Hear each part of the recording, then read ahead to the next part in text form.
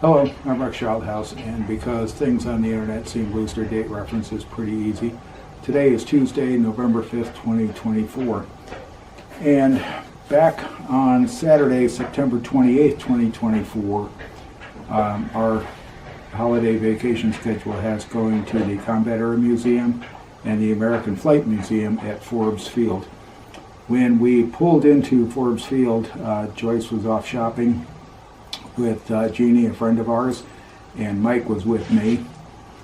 We pulled into Forbes Field. Unexpectedly, we found the Museum of the Kansas National Guard and decided to make that detour and spent about 2 hours there. Really good museum. That's the video. Kind of disappointed because the American Flight Museum, we found where it was, and that's past tense. Even though it's got a home page, it says it's active, the building looks abandoned, there's nothing there that we saw. However, we did make it down to the Combat Air Museum, and that's on another video, and it's really good. So let's get into this one. This is the Museum of the Kansas National Guard, and primarily, I guess, the 35th Division. And it was a really, really nice visit. A couple of really nice docents were there, answered any of the questions we had. Let us roam around and look around, and it was a lot of fun. Let's get into the video. Thanks for watching. Hope to see you in another one. Mike, a friend of ours who lives in Kansas, and I were headed to two air museums on Saturday, September 28th, 2024. One of them was the Combat Air Museum. The other one was the American Flight Museum, both at Forbes Field.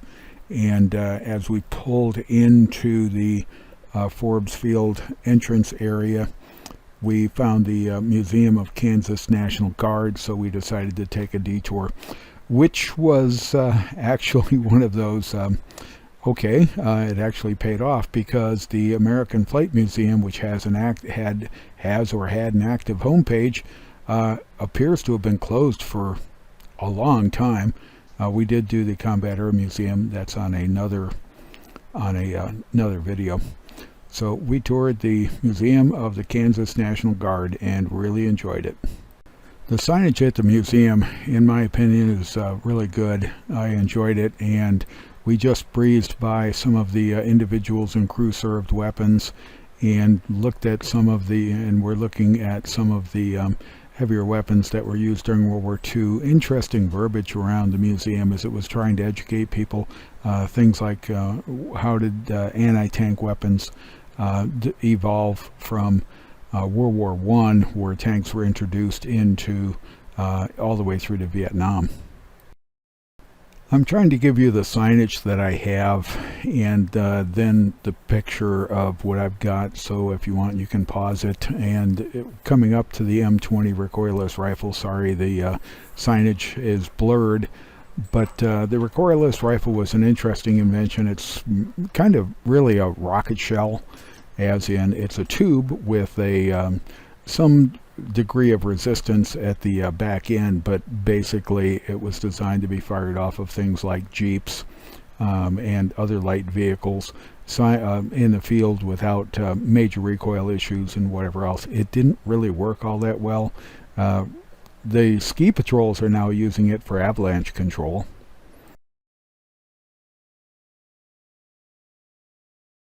A number of things in the museum have been restored or very well taken care of. This Jeep, which this is a later version, not a World War II Jeep, it's an M38, and so it's labeled as 3/4 ton 4x4 truck, utility truck. And we're going to step outside, because outside there was a field of vehicles, and we're going to look through them, and Mike was standing there in front of one of them.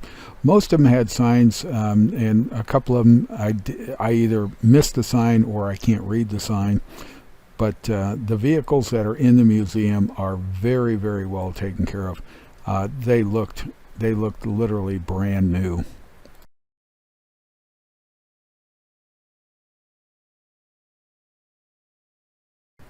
As I just said, most of the stuff that was on display had signage on it, and some of it I tried to take pictures, or I didn't get the pictures in order. I can't figure it out. I'm a Navy guy, so whatever.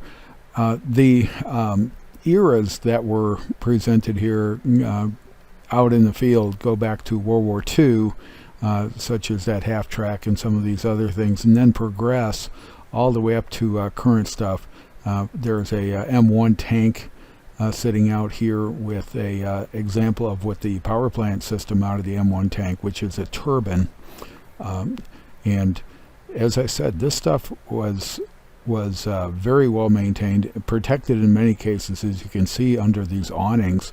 So yeah, it's a harsh environment where they get winter, so to speak, and they're working to preserve what they've got. I don't know if this stuff was operational or not, but it looked like it sure could be.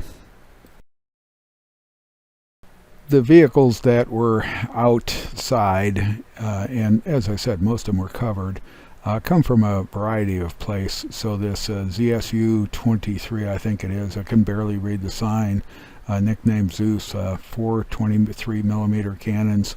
That was brought back from Desert Storm. Unfortunately, another blurred sign was in here. A number of these things were captured during Desert Storm, brought back from Desert Storm, and when we go into countries and conquer territory, recover territory, however you want to say it, and we get this stuff, we don't send it back to them. We bring it back to the United States to find out what its strengths and weaknesses are, because we want to exploit it. So chances are these went to a lab or a research facility at one time to be heavily examined if there weren't already examples in there.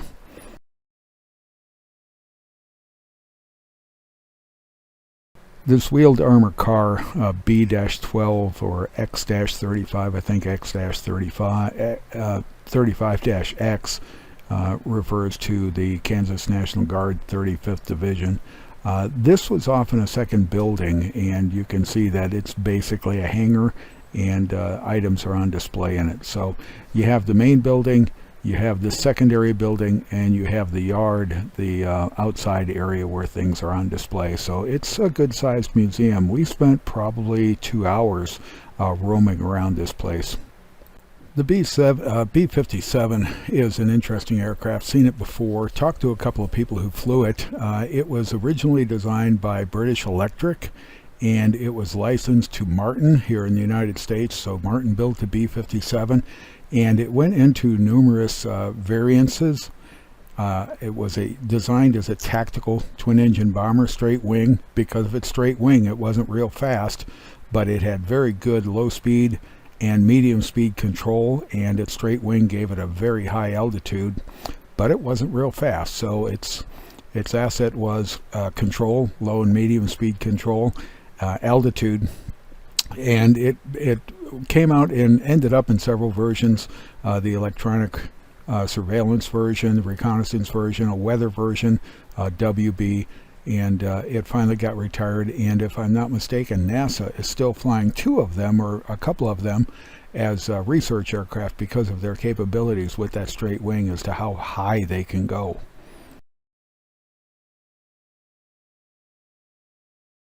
We're back into that secondary building, that hangar, with the L-19 Cessna Bird Dog and this OH-6 Cayuse helicopter, which is a derivative of the Hughes 500, and it was very specifically designed for crash survivability. And I talked to a number of Army pilots when I was at Corpus Christi, which has the Corpus Christi Army Depot where they repair helicopters. And these guys talk about some spectacular crashes, that the design of the landing gear, the modular construction of the tail to the fuselage, and whatever else. These guys went through crashes that injury was absolutely minimized by the specific design of the helicopter. Amazing.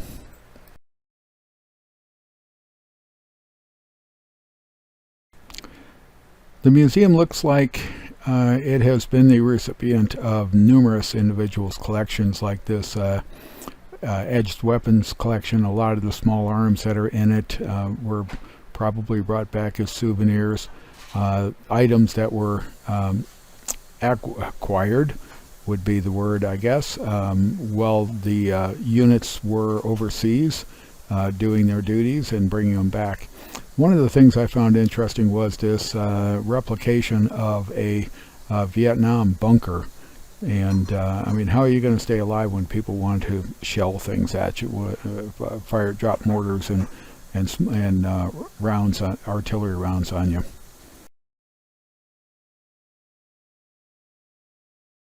We're going to end this presentation with something that really struck home. You're already watching it. There was a 4077 MASH display here, and the documentation of how it came from, how it came about, how it ended up here. And the Korean War was basically about 3 years. The series, I think, was 13. The series was actually an anti-Vietnam themed series, but they couldn't say Vietnam because of the time we were in. But it was, I never saw any life in the military like we saw in MASH.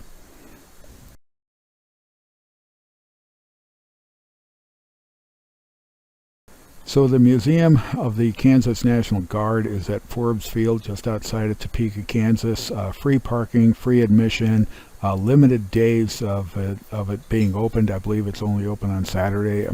Check the internet. Really good. The docent, actually I think there were 2 docents that were there that when we were there. Asked them a couple of questions, got really good answers. Really enjoyed the visit. Really liked the way the place is set up, the way that the items that are on display are maintained and presented.